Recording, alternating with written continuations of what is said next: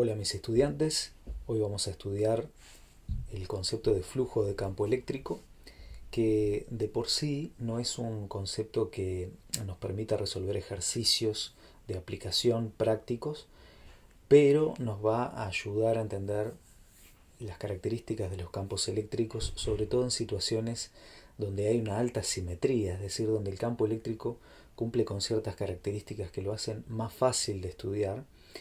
Y posteriormente vamos a utilizar el concepto de flujo de campo eléctrico para deducir una de las leyes más importantes del electromagnetismo, una de las ecuaciones más importantes, que es la ley de Gauss para el campo eléctrico.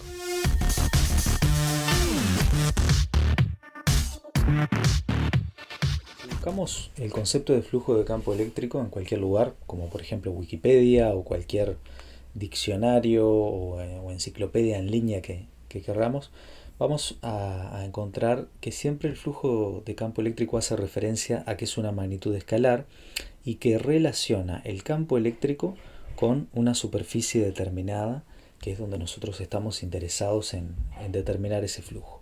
Y siempre hace referencia a la ley de Gauss. Si nosotros vamos a la ley de Gauss, vamos a poder ver un poquito más con diagramas de qué trata esto del flujo de campo eléctrico. Vemos que también en la ley de Gauss comienza a hablar de flujo de campo eléctrico. Bueno, comencemos por lo básico, que es cómo se denomina el flujo de campo eléctrico. Vemos que se utiliza la letra griega phi sub e para flujo de campo eléctrico. Y la definición que vamos a encontrar en cualquier libro de texto para el flujo de campo eléctrico, en el manual también de fórmulas lo van a encontrar, es que el flujo de campo eléctrico vincula a un campo eléctrico E con un trozo de área, un trozo diferencial de área, de A o de S, por S de superficie, y lo que se hace es sumar esa multiplicación entre el campo eléctrico y el elemento de superficie, considera ambas como vectoriales. Y claro, cuando vemos esto así, nos parece extraño porque se utiliza este símbolo de integral. Encima se suele poner un circulito acá para indicar que esa suma es en un área cerrada. Y bueno, empezamos a intentar entender este concepto de flujo de campo eléctrico a partir de lo que encontramos en línea y en los libros de texto, y muchas veces se suele entreverar un poquito. Entonces se recurre casi siempre al análisis de situaciones donde hay una alta simetría, y esto sirve para ayudar a entender un poquito más el análisis. Para entender a qué nos referimos con situaciones de alta simetría, podemos pensar en estos tres ejemplos. Uno es la carga puntual, que ya lo hemos analizado anteriormente cuando estudiábamos el campo eléctrico, y vemos que si bien las líneas de campo no son paralelas entre sí, están distribuidas de forma pareja alrededor del cuerpo, están distribuidas de forma radial. Y entonces, si nosotros consideramos una superficie para estudiar, veríamos que el campo eléctrico y la superficie van a formar en todo momento un ángulo recto, un ángulo perpendicular. Y eso posibilita el estudio del flujo de campo eléctrico de una manera mucho más fácil. Un segundo ejemplo que siempre discutimos y que vamos a hacer un video más adelante exclusivamente sobre él, es el plano infinito cargado eléctricamente. Y bueno, acá infinito está entre comillas porque obviamente que no existe un plano infinito, pero lo podemos pensar lo suficientemente grande respecto a las dimensiones en donde nosotros vamos a medir ese campo eléctrico, como para dejar de lado los efectos que puedan tener el borde de ese plano, de esa placa, para el estudio del campo eléctrico. Vemos que en ese plano infinito cargado, los vectores de campo eléctrico son paralelos entre sí. Y eso es algo que nosotros lo vamos a deducir luego. En el caso del tercer caso es la esfera hueca, y vemos que es muy similar al de la carga puntual. En una esfera hueca, generalmente conductora, lo que se hace es estudiar cómo es el campo eléctrico afuera de la esfera y adentro. Y vamos a ver que el concepto de flujo de campo eléctrico y posteriormente la ley de Gauss nos permiten estudiar esos ejemplos que van más allá de una carga puntual y que si quisiéramos aplicar el principio de superposición, que ya hemos trabajado antes, se nos podría volver muy engorroso y muy largo de calcular y de obtener los resultados que con el concepto de flujo de campo eléctrico y la ley de Gauss obtenemos mucho más rápido. Cuando tenemos una superficie y el campo eléctrico que atraviesa esa superficie es bastante parejo, ¿sí? Los vectores son paralelos entre sí o bien están atravesando el área con un ángulo que es fácil de calcular, ¿sí? Aquí tenemos el campo eléctrico E y acá tenemos un área A.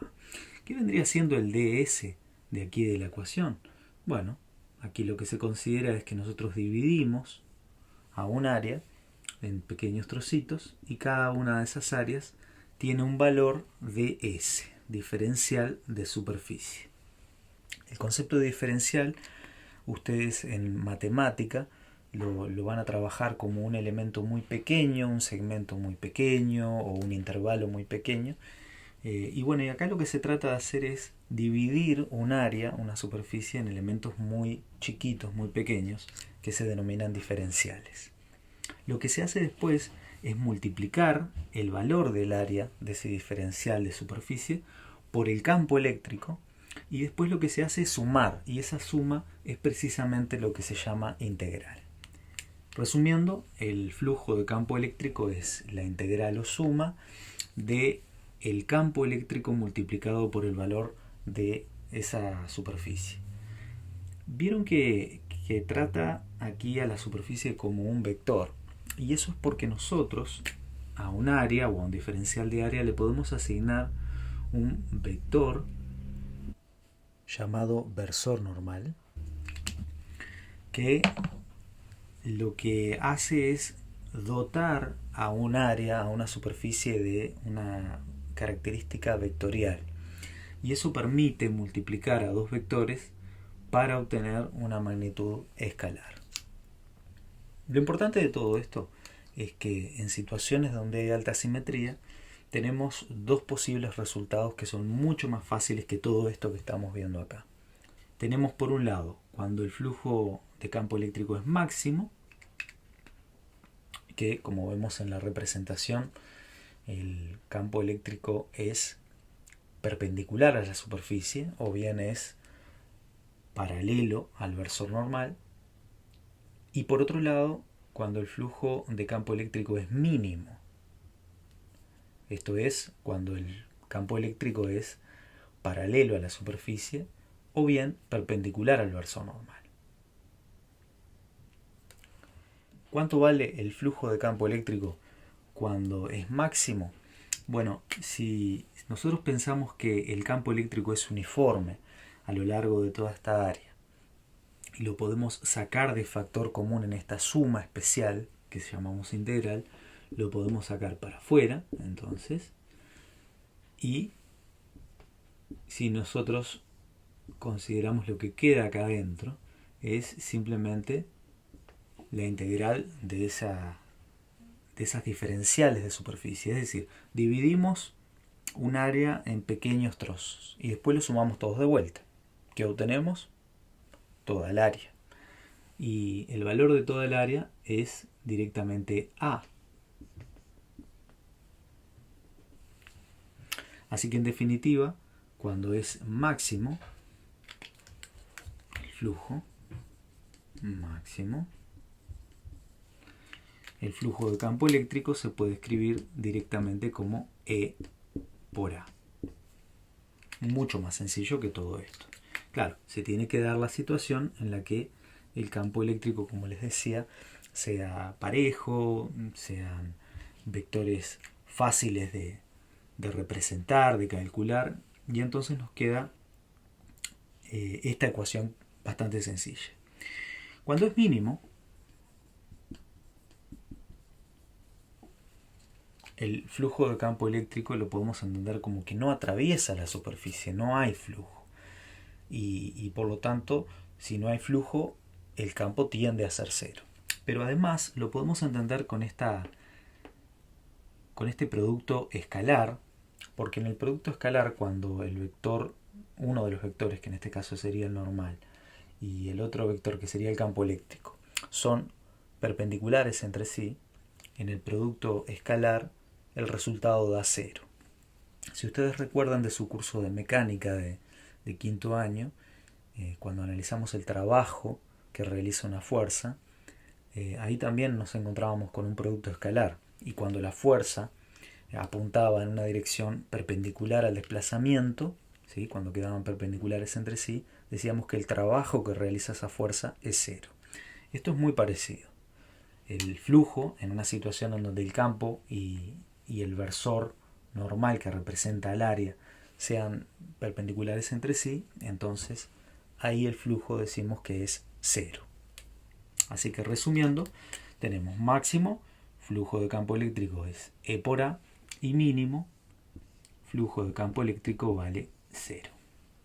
Estas son las dos posibles situaciones con que nos vamos a encontrar, por lo menos en nuestro curso de física.